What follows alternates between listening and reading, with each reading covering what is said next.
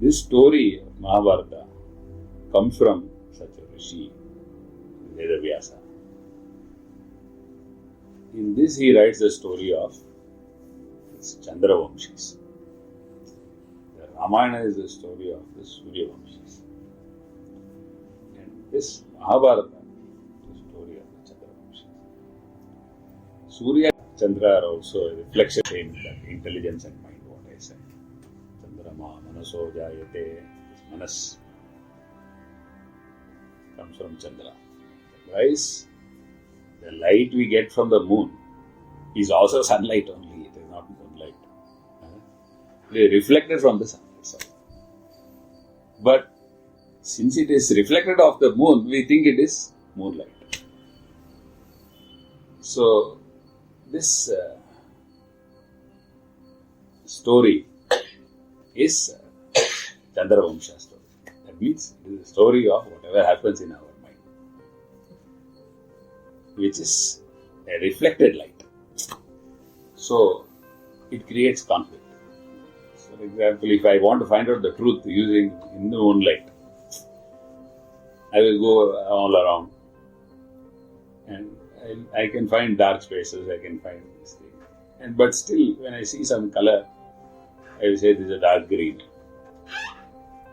And then in the morning, I see the same tree, I find it is actually light green. Because in that moonlight, your vision is not perfect. Because the light is not perfect. Your vision is not perfect. So when you see through that mind, there is a limit. So when I try to find my way in the night, without the help of the lights or something, only through the help of moonlight, there is a limited amount of direction that I can get. There is a limited amount of information, truth. Everything I find is limited. And it has a mask, this darkness that is always threatening to engulf it. And the moon changes every day, it increases. Then after Purnima it reduces. After the full moon reduces. So even that is not steady. The light from the moon never steady. It is one day it is something, next day it is something else. So when people get enlightened, they say they got enlightened on Purnima. Because their mind is full. There is no corner of the mind in which darkness remains. So, Vyasa Purnima, Buddha Purnima, everything comes on a Purnima. Because when the wise people speak, they speak with a Purna Chandra. They are all Purna Chandra Tejasvis. So, when Vyasa wrote, he wrote the Mahabharata as a history of the Chandravamsha. When Valmiki wrote, he sat in meditation and Brahma comes. And this whole story of Rama is revealed to him. Rama is an emperor who is living at the same time. And then he asks him these qualities, these very high qualities he will mention. Is it there in any person? Then Narada says, yeah, it is there in Rama. Then Brahma comes, gives him the story. Then he writes the story as revealed to him. So it is a revelation. The Ramayana is a revelation of the inner eye and the story of the Suryavamsha.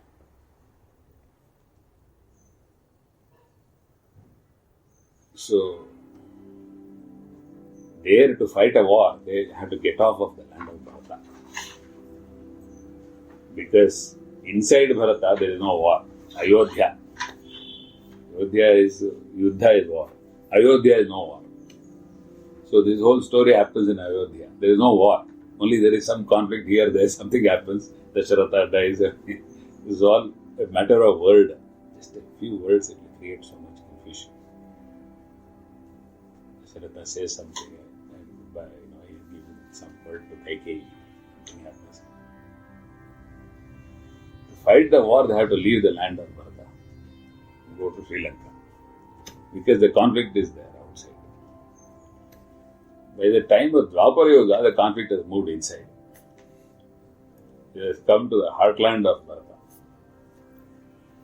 So, in Chandravamsha, it comes straight to Kurukshetra. This conflict. Before, you see the subcontinent of India, Sri Lanka outside. If you look at our antas, this is what I said, antakarana chatushtaya, buddhi, chitta, ahankara. Ahankara is external. That is the shell. So the Sri Lanka is external. And it is ruled by Asura. It is actually a Brahmin, Ravana. So he is out there. In fact, Rama never enters Lanka. He goes outside, he wages the war. The city of Lanka, even after the war is won, he never enters. Because that is Ahankara. He never enters. He just vanquishes Ahankara. And he puts Vibhishana on the throne. And that also he sends Lakshmana inside. So, to go, you crown Vibhishana and come. He never enters, he cannot enter. He doesn't have any Ahankara. He must have a little bit of Ahankara even to occupy a throne, to crown somebody, something. He must have a little bit. He doesn't have anything. He doesn't enter at all. So Lakshmana goes and crowns and comes. Vibhishana after the end of the war.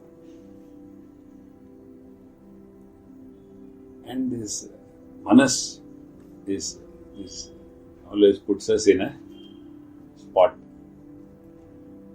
called Kishkinda, full of vanaras, lots of monkeys, and we have to use the same monkeys to win the war against this Ahankara. So that is the tale of the Suryavamsha. So out of all the monkeys, it depends on Hanuman is Vaikutra. When you control your breath, you control your mind. So, Rama has full swadhina over the breath. Breath is subordinate. So, Hanuman is always this thing. So, he uses it to vanquish Ahankara or Ravana. And on the way, whatever the Hanuman experiences, the Vanara, it is the mind, the purified experiences. They are all, first he, this Simika, she catches his shadow. Shadow is, again, this Chaya is, your identity, your ego. Then he again escapes. Then he goes, then Simika stops. So all of these are actually internal yogic conquests. So each one of these obstacles is a yogic obstacle. When you try to rise inside, you encounter the same obstacle. This chaya comes and holds you from progressing. This shadow of something. So you have to conquer it. So like that, then that demon she tries to swallow. Then he goes inside and comes out. So you have to do a lot of strategies because the mind goes on throwing obstacles. Because what you are trying to do is go from the realm of mind to the realm of consciousness. So when you are trying to leave the mind and go to the realm of consciousness, everything, all the people in the mind level who think they had you, they become insecure. They throw obstacles. So you must have a strategy to get rid of each obstacle and go back into the level of consciousness. So all of these obstacles are thrown. Finally, Ravana is vanquished. Rama goes, he is thrown. So, in the heart of Hanuman, Rama is enthroned. That is the story of Ramayana.